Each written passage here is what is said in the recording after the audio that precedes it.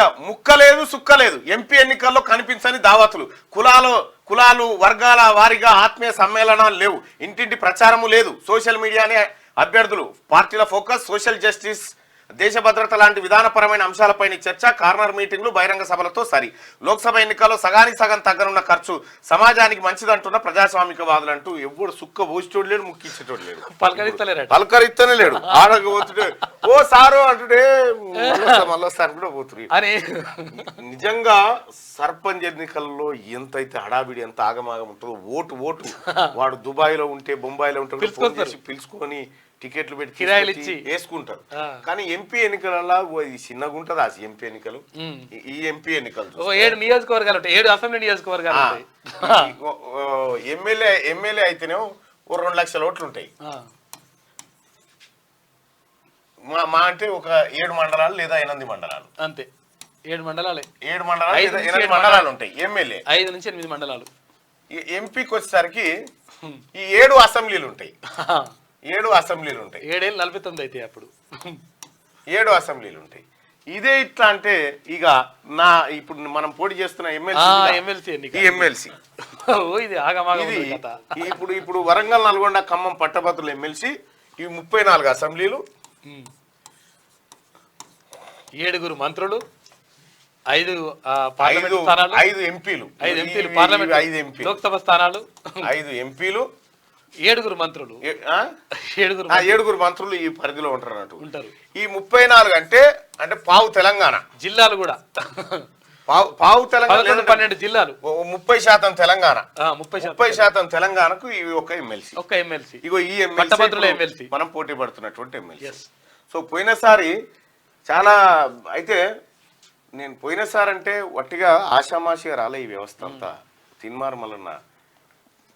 అప్పుడు ఎంత కష్టపడ్డాము ఎంత పేరు తీసుకురావడానికి మేము చేసిన కృషి ప్రజలందరూ ఇచ్చినటువంటి సహకారం ఉత్తది కాదు కాళ్ళు బలిగిపోయేటట్టు రక్తాలు గారుతుంటే కూడా వదలకుండా 1600 కిలోమీటర్లు రోజు 30 కిలోమీటర్ల నుంచి 40 కిలోమీటర్ల దాకా 35-40 కిలోమీటర్లు ఒక రోజు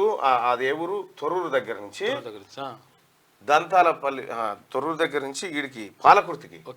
42 కిలోమీటర్లు నడిచి 42 కిలోమీటర్లు ఒక్కటే రోజు 42 కిలోమీటర్లు అంటే మామూలుగా నడక అంటే అట్లా నడిచి అట్లా చేసి ప్రజల్ని మెప్పించి ఒప్పించి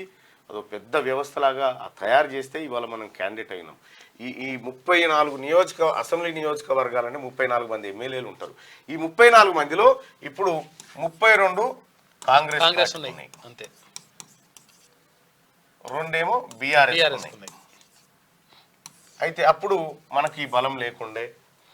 అంటే అప్పుడు కాంగ్రెస్ పార్టీ లేదు కాంగ్రెస్ పార్టీ సపరేట్గా పోటీ చేసిండే సో ఇప్పుడు మనం పోటీ చేస్తా ఉన్నాం ఆ తర్వాత కాంగ్రెస్ పార్టీ ఉంది ఆ తర్వాత ఇందులోనే సిపిఐ కూడా ఉంది ఒకటి సిపిఐ ఉంది సిపిఎం కూడా వాళ్ళు కూడా మద్దతు ఇస్తున్నారు సిపిఎం కూడా అలాగే టీజేఎస్ కూడా Telangana Janasamithi all India forward block already చెప్పేసింది మేము అభ్యర్థిని పెట్టట్లేదు మళ్ళీ కోసం అని చెప్పి ఇవన్నీ కొంచెం కలిసి వచ్చినటువంటి అవకాశాలు అంశాలు ప్రజా సంఘాలు అట్లా అని చెప్పి మేమేం డిలే చేస్తలేము నేను గత 6 నెలల నుంచి చేయాల్సినటువంటి వర్క్ అంతా చేస్తూనే ఉన్నాం ఇగో ఇట్లా ఉంటుంది అన్నట్టు ఎమ్మెల్యేకు 2 లక్షల ఓట్లుంటే ఇప్పుడు దీన్ని బట్టి చూస్తే దాదాపు ఇది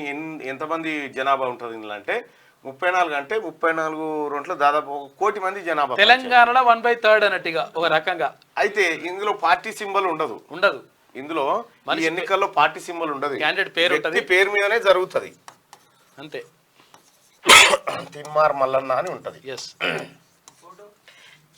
తిన్మార్ మల్లన్న అని ఫోటో కూడా ఉంటది ఫోటో పక్కకు గుర్తు 1 నెంబర్ వేసి వదిలేయాలి అంతే అంతే అదే విషయం ఏంటంటే ఒకసారి నా బ్యాలెట్ లో సీరియల్ నెంబర్ 39 ఆ 39 కూడా వెతుక్కొని వేసారు పబ్లిక్ వాళ్ళందరికి నిజంగా వాళ్ళ కాలు మొక్కిన రుణం తీరది రైట్ గా